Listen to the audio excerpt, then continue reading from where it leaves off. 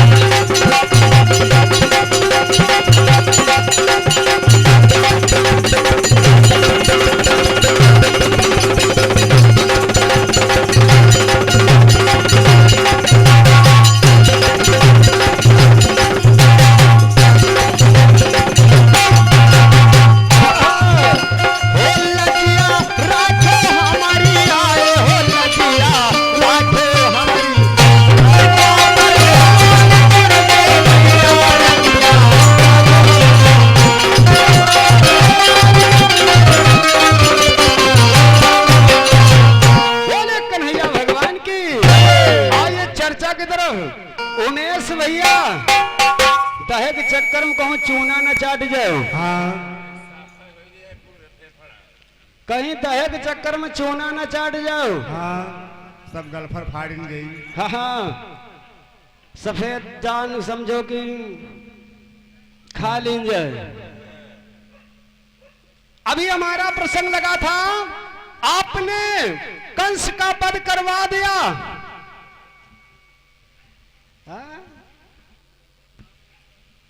सब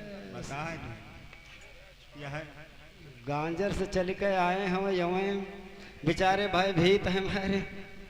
कहा गया है हम यानी भैया जी के द्वारा कंस का वध हो गया, और हमने जब कंस का वध हो गया, भाग्यो भैया।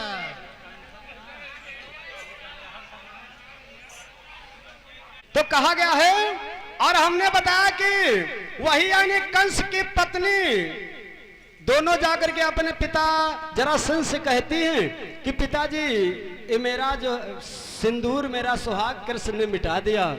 हमने कहा 17 बार चढ़ाई किया जरासंध ने, लेकिन वही मनुष्य देश का जो कालयवन था उसको बुलाया गया और मुचकुंद के द्वारा भस्म हो गया। वहां पर एक नारी दिखाई दे रही मुचकुंद को कि जिसके सर के ऊपर चंद्रमा विराजमान है, इसके शरीर में नभ जैसे तारे हैं। आखिर वो कौन सी नारी है? तो हमारे भैया जी पहला बचाए के हाँ, किनारे किनारे निकर के पतरी गली। हाँ दादाजी दीन जय प्रमाण। हाँ हाँ बिल्कुल दीन जय, वहां कोनो बात नहीं है। ना ना अच्छी बात, अगर समाज का आदेश है, अगर दादाजी बिल्कुल प्रमाण दिखाया जाएगा। ना ना बिल्कुल प्रमाण दिखाया जाएगा, हम भी प्रमाण दिखाएंगे जो गाए हैं, और जो भैया लोग गाए वो भी प्रमाण दिखाएंगे, ऐसा नहीं है। ना ना बिल्कुल दिखाया जाएगा। तो प्रमाण की आप अगर समाज ये आदेश करेगी कि प्रमाण दिखाया जाए तो जरूर प्रमाण दिखाया जाएगा दादाजी, इसमें शंका की बात कोई नहीं है, शंका की कोई बात नहीं, प्रमाण जरूर दिखाया जाएगा। और तो हमारे भैया जी दांव निकाल करके निकल गए और कहां पर पहुंच गए कि वही यानी लड़का और स्वर्ण हुआ, और भगवान कृष्ण का भेजने से देखिए जाता वहां पर एक असुर मिल गया और वहां पर युद्ध हुआ महाभारत की तरफ। तो आइए इधर देखिए भगवान श्याम सुंदर कन्हैया ने क्या किया। भगवान कन्हैया ने जब मथुरा में कंस का वध किया, और कंस का वध करने के बाद में आप सभी लोग जानते हैं कि द्वारिका का निर्माण हुआ है। समुद्र के बीच में यानी समुद्र में द्वारिका का निर्माण कराया गया है विश्वकर्मा के द्वारा, जिसमें भगवान कन्हैया निवास किया है। आइए तो कहना है क्या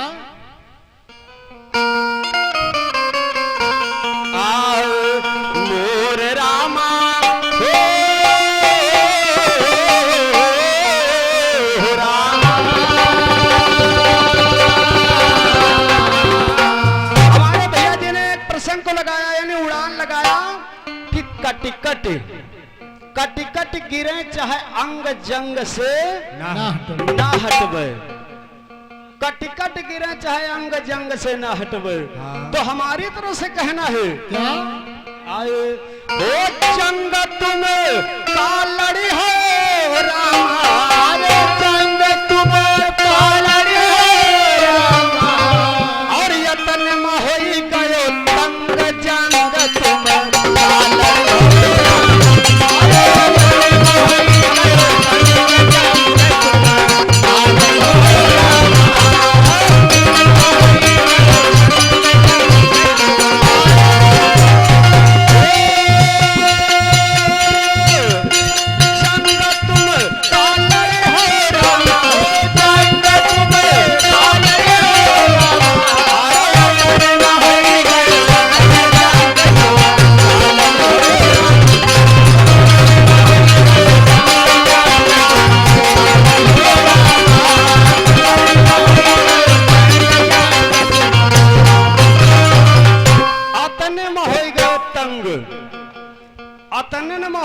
तंग जंग मां कालड़ी हो, इसी गीत में मिलेगा। कहा गया है कि सोरा सती सोर दे, अरे चरण में शीश नवाई, और गुरु के लागो पाए कथाया गे की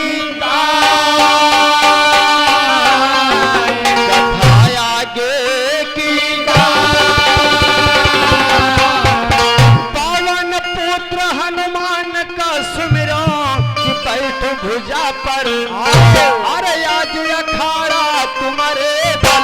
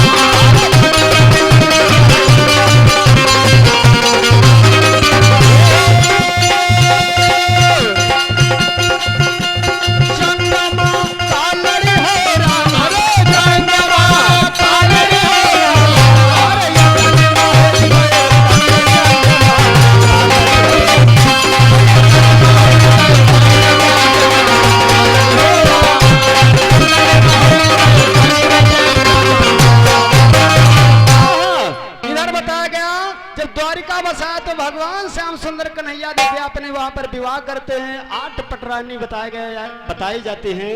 भगवान कृष्ण के रुक्मणी सतभामा जामवंती यानी इसी प्रकार से 8 रानी बताई गई और 16,100 जो रानी थी भगवान कृष्ण के भौमासुर के वहां से जो बंदी छुड़ाया था वो भगवान कृष्ण की। तो इस तरह से 16,108 रानी भगवान कृष्ण की हुई। लेकिन कवि ने लिखा है बात चल रही महाभारत की तरफ तो कहना पड़ा क्या आओ श्री कृष्ण भगवान अरे दुर्योधन का समझावे श्री कृष्ण भगवान दुर्योधन का समझावे भैया 5 गांव तय दियो पांडव से वचन सुना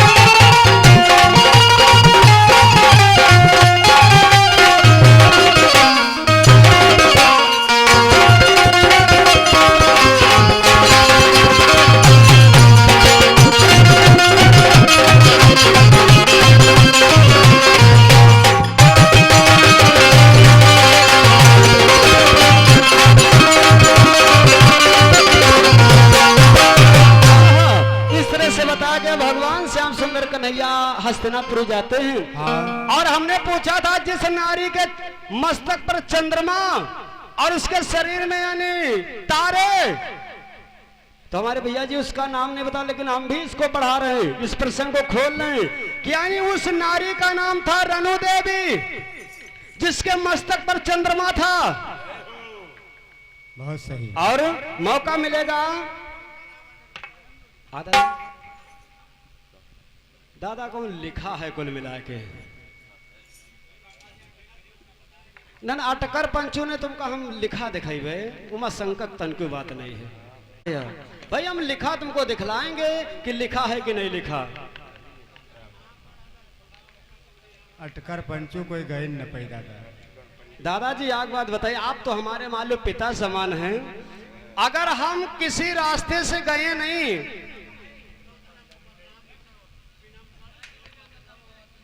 ना, इसमें बदनामी की कोई बात नहीं है, इसमें बदनामी की कोई बात नहीं। देखिए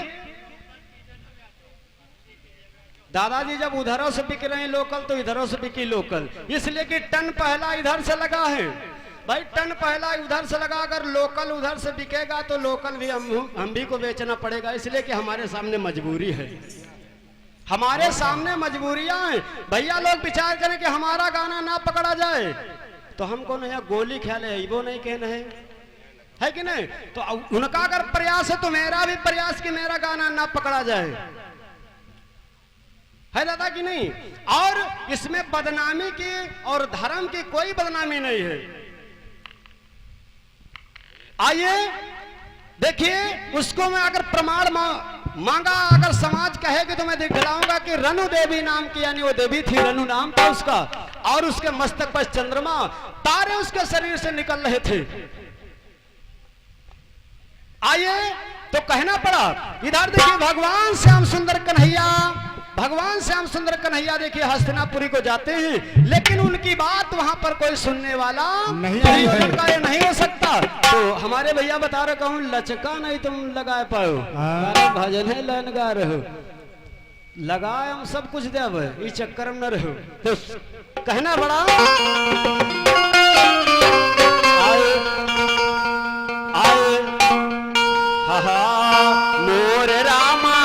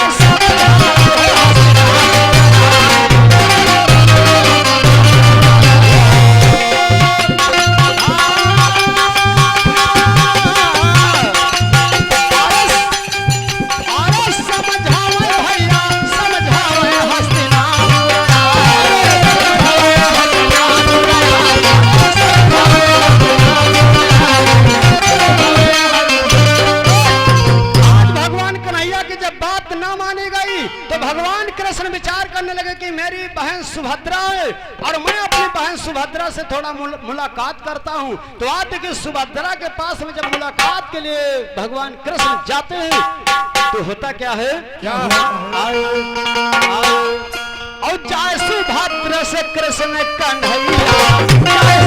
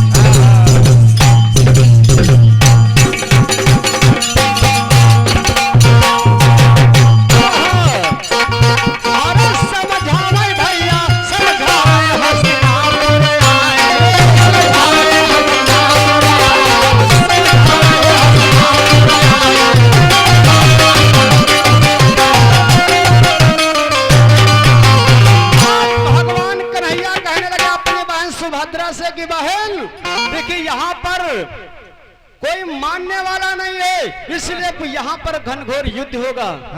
यहाँ पर ये युद्ध होगा तो हमारी इच्छा है कि सुभद्रा एक बार हमारे द्वारिका आप चलिए और द्वारिका हमारे साथ में चलिए। तो देखिए सुभद्रा कहती क्या है, कहा आज्ञा लिया पाए हमारा चुन से, आज्ञा लिया पाए हमारा चुन से, अरे हमारा चुन से हो, हमारा चुन से, हमारा चुन से हो, हमारा चुन से, अरे तुम्हारे संग है, अरे तुम्हारे संग द्वारिका चरिबे समझावे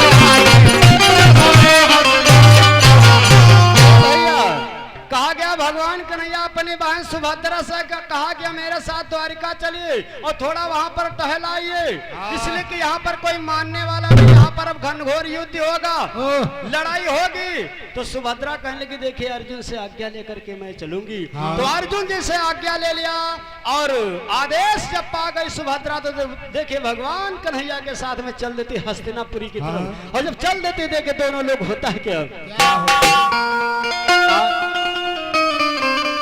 मारग जावे कृष्ण कन्हैया,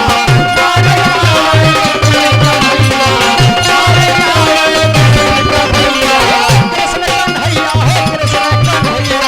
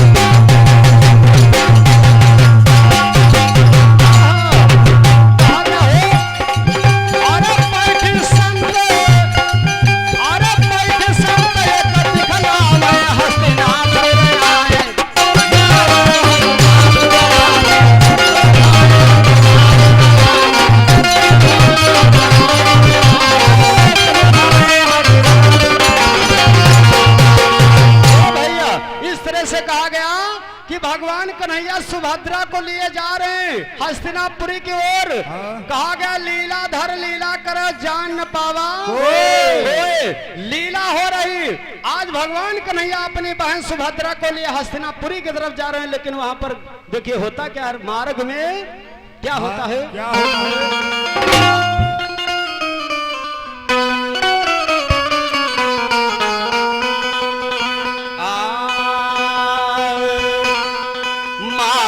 माय कसम अरे बैठ रहे ध्यान लगाए, भैया उसी समय दरम्यान पुरुष एक पहुंचा।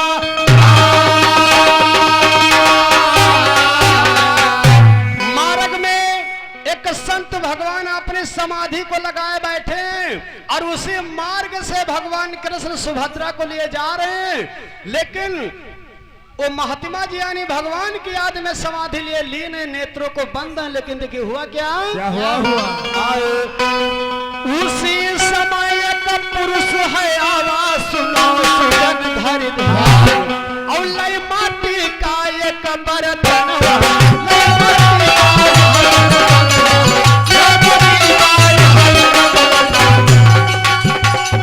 भैया अरे सर पे रख दे जाए चंद्रमा कालड़ी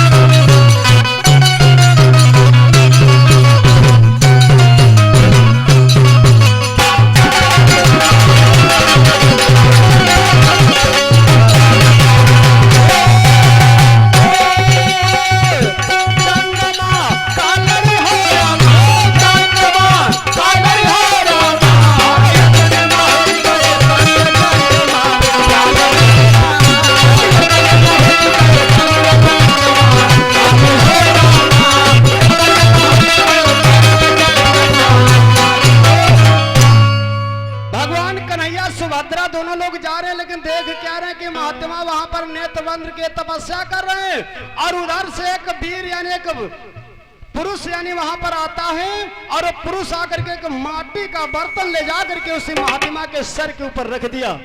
और जब सर के ऊपर रख दिया तो देखिए फिर हुआ क्या हुआ कि अग्नि प्रकट हो गई, अरे जलन ज्वाला है लागी, अग्नि प्रकट हो गई जल ज्वाला है लागी। भैया पुरुष करे विचार बहुत हम भय भाई, लेकिन नेत्र मुनि ना खोला और ज्वाला चले अपार, और धीरे धीरे माथ धर्म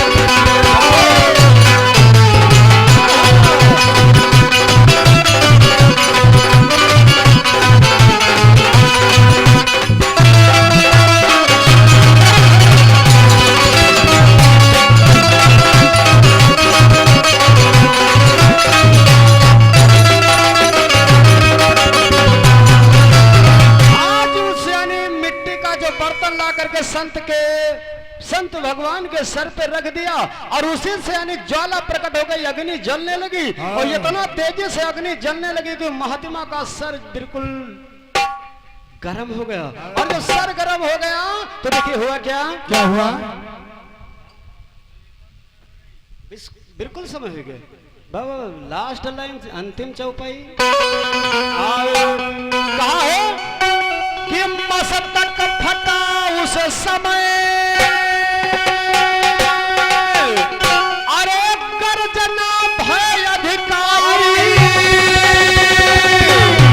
और सुनी आवाज वह पुरुष गयो आकाश,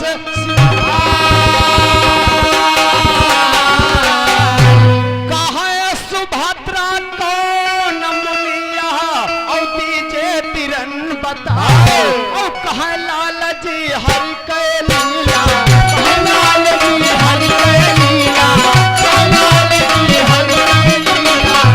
और कहा लाल जी हरि के लीला, लाल जी हरि के लीला, लाल जी हरि के लीला। मेरे भैया अरे कोई ना, हाय हाय कोई ना जाननी हर संगमा कालड़ी हो रामा, कोई ना जाननी हर संगमा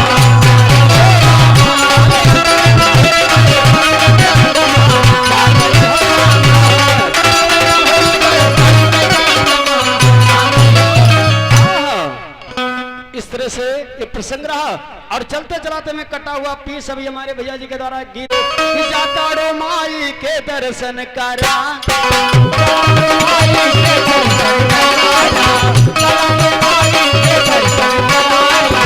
ए भैया काहे का लगले सांगे सकार,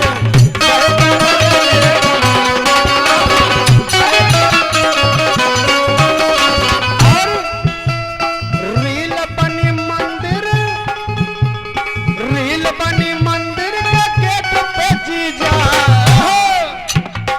और वीडियो बना के डालब नेट पे जीजा,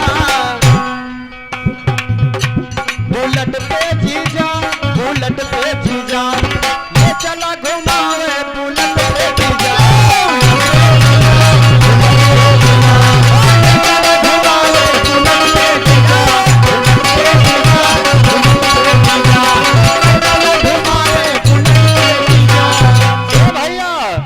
किसी कवि ने लिखा है इसी भाव में कहा है, बात ली गई कि जिस समय भगवान वामन का वेश बना करके राजा बलि के वहां गए, देखिए अगर इसमें जीजा लग रहा है तो उस गीत में भी जीजा लगेगा। जय हो।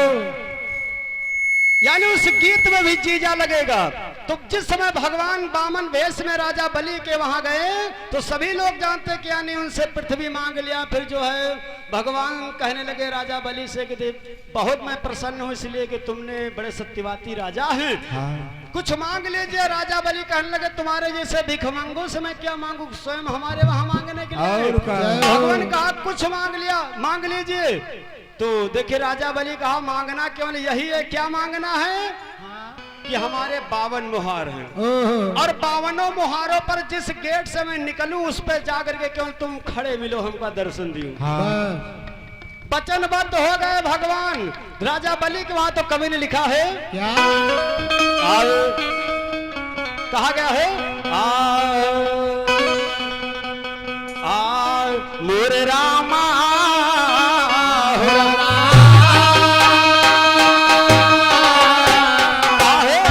साले की जीजा कर पहरेदार, साले की जीजा कर पहरेदार, साले की जीजा कर पहरेदार। ये भैया साले कौन है? यानी भगवान लक्ष्मी माता ने, सभी लोग जानते हैं कि यानी राजा बलि को अपना भाई बनाया है। तो यानी जब भाई राजा बलि को बना लिया तो विष्णु जी यानी बहनोई हो गए। साले की जीजा कर पहरेदार, साले की जीजा कर पहरेदार, साले की जीजा कर पहरेदार। ए भैया अरे ना कोई तनख्वाह ना रेट पे जीजा,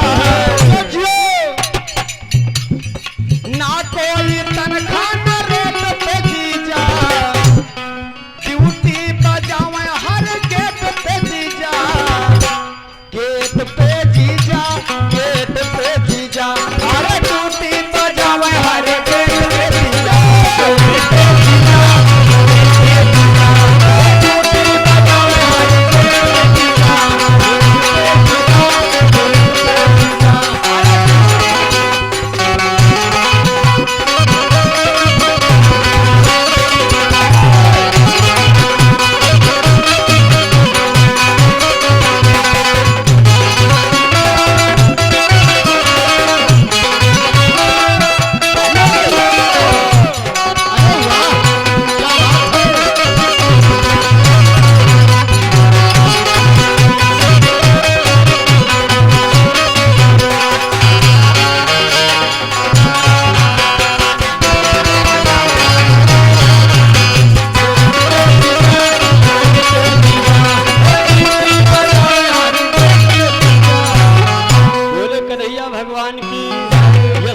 माता की